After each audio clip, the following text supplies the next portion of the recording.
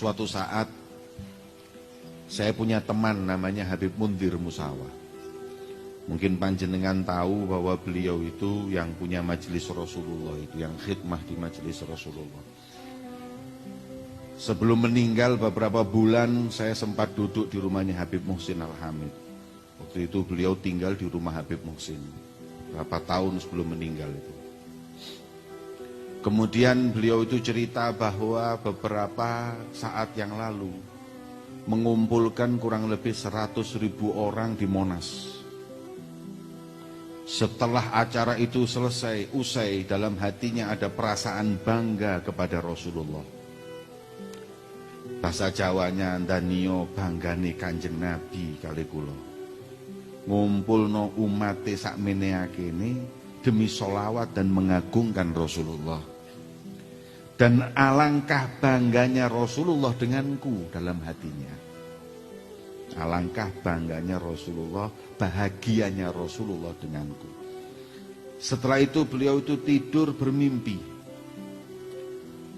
Dalam mimpinya beliau berjumpa dengan Rasulullah. Wajah beliau berseri-seri karena bahagia atas perkumpulan para pencinta Nabi Muhammad mengagungkan, memuliakan Rasulullah. Akhirnya melihat wajah yang berseri-seri terus, Habib Mundir bertanya kepada Rasulullah, "Ya Rasulullah, apakah kau bahagia dengan perkumpulanku tadi malam?" Maka beliau Rasulullah menjawab, "Aku bahagia." Majelis seperti ini membuat bahagia hati Nabi Muhammad. Kemudian Habib Mundir bertanya, "Ya Rasulullah, siapa yang paling membuatmu bahagia?" Dalam hati Habib Mundir tanya seperti itu, kepingin namanya disebut. Karena beliau yang memegang kendali semuanya.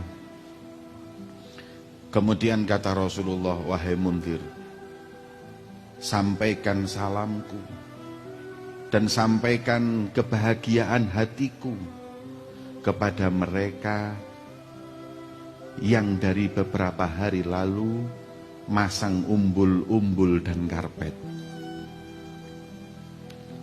Mereka tidak disebut, tidak diagungkan, tapi mereka lebih capek dari yang di panggung, lebih capek dari yang ceramah.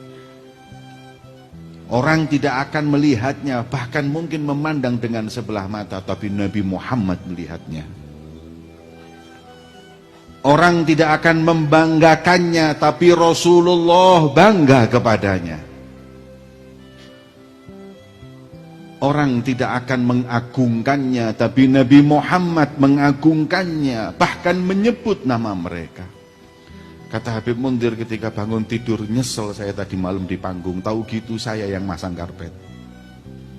Tahu gitu saya yang masang umbul-umbul. Kalau tahu begitu tingginya kedudukan mereka yang khidmah di majelisnya Nabi Muhammad ada di hati Rasulullah SAW. Apa hadirin yang kita inginkan selain mencari tempat di hati beliau Nabi Muhammad? Apa di dunia ini yang lebih mulia dan lebih indah dari seseorang yang memiliki tempat di hati beliau baginda Muhammad? Maka itu Allah subhanahu wa ta'ala ketika berjumpa dengan nabinya Muhammad, Allah sambut Rasulullah, "Assalamu alayka wa ala ibadillahi salihin. Assalamu alayka ayyuhan nabi wa rahmatullahi wa barakatuh." Salam untukmu wahai Nabi, rahmah dan berkah dari Allah. Tapi Nabi Muhammad gak menjawab begitu saja, "Assalamu alayna." Tapi Rasulullah menjawab, "Assalamu alayna wa ala ibadillahi salihin." Salam untukku dan untuk orang-orang yang saleh. Kata para salafus saleh, beruntung orang-orang yang ada di hati Nabi Muhammad ketika berjumpa dengan Allah subhanahu wa ta'ala. Adalah kenikmatan yang lebih besar dari surga. Kenikmatan yang paling besar adalah memandang zat Allah. Manusia mendapat kenikmatan itu akan fana, lupa dengan segalanya. Tapi Nabi Muhammad ketika berjumpa Allah subhanahu wa ta'ala masih mengingat mereka orang-orang yang dicintainya dengan mengatakan assalamu alaina wa ala ibadillahi sholihin, salam untukku dan untuk para wali dan kaum sholihin.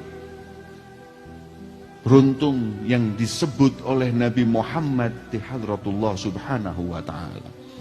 Maka kita berharap agar mau maulid di sini, mau maulid dimanapun, punya peran dalam diselenggarakannya maulid, agar insya Allah Nabi Muhammad cinta kepada kita, bangga kepada kita, ada kita di hati beliau Rasulullah SAW.